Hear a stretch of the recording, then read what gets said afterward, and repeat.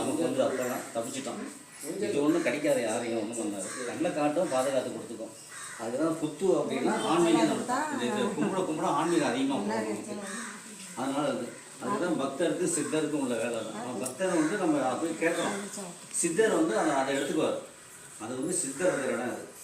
அதனால தான் அந்த மாதிரி இருக்குங்க. இது ஊஞ்சல் உற்சவம் ஏன்னு கேட்டிங்கன்னா, இது நம்ம ஊஞ்சல் எடுக்கும் போது நம்ம இப்போ எடுத்திங்கன்னா சைடாக பின்னாடி தான் தள்ளுவோம். நான் பின்னாடி இருக்கேன், என்னை முன்னாடி கொண்டாந்து விடு. எனக்கு வாழ்க்கையெல்லாம் ஏறத்தாமல் இருக்க தான் செய்யும். என் மனநிலை ஆடிக்கிட்டே தான் இருக்குது. ஒரு நிலைப்படுத்த முடியல என்னால், இப்படியே தான் இருக்குது. இது ஒரு நிலைப்படுத்தி கொடு. அதனால் ஆடி தானாக வந்து நின்றுக்கும். அப்போ நம்ம மனசு பக்குவமாயிடும்.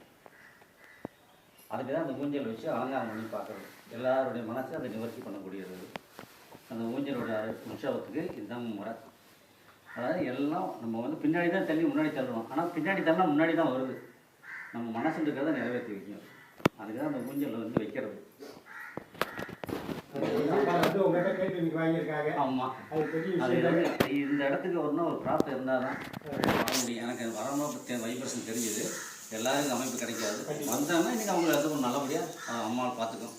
எங்கள் காட்டுப்புத்தலில் இந்த மாதிரி ஒரு புத்து கோயில் இருக்கிறது நம்ம சந்தோஷப்படணும். ஏன்னா இதெல்லாம் வந்து ரொம்ப பழமையானது. ஆமாம், இது சித்தர் வாழக்கூடிய. இந்த நீங்கள் சொன்ன பாம்பு சட்டை காட்டினீங்க, அது டெய்லி வந்து கும்பிட்டுட்டு போது நமக்கு தெரியாது. நான் வந்திருக்கேங்கிறது அந்த தோல் காட்டுது, அவங்ககிட்ட அந்த சட்டை காட்டுது. அதுதான் பாம்பு வந்து சாப்பிடுமா, முட்டையை சாப்பிடுமா, பால் சாப்பிடுமாங்க. இல்லை, அது சித்தரை வந்து பாதுகாக்குது பாம்பு. அதுக்கு நம்ம வைகாலசி பாம்புக்கு கொடுத்தா தானே அது எவ்வளோ நாளைக்கு பட்டினியாக இருக்கும்.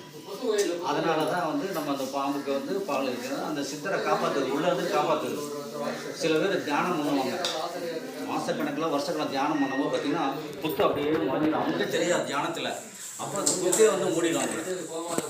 உள்ளால சித்தர் இருக்காங்க, மூடிக்கும். ஒரு சிவன் கோயிலில் வந்து டெய்லி ஒருத்தன் பூஜை பண்ணிட்டு இருக்கும்போது புத்து சுற்றியில் வந்துருச்சு. அப்படியே மறைஞ்சிச்சு. இந்த சிவனு தெரியல. இங்கே சிவனை காணமேன்னு பார்த்தா அந்த புத்துக்குள்ளே தான் இருக்கணும்னா கொஞ்சம் எல்லாம் எடுத்து பார்த்தா சிவலிங்கம் இருந்துச்சு.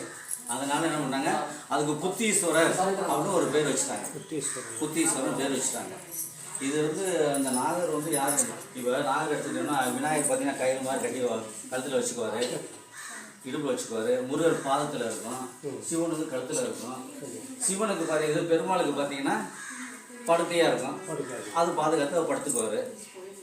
அதுக்கு வந்து ஆமாம், அந்த நாகர் வந்து நம்ம காப்பாற்றும்.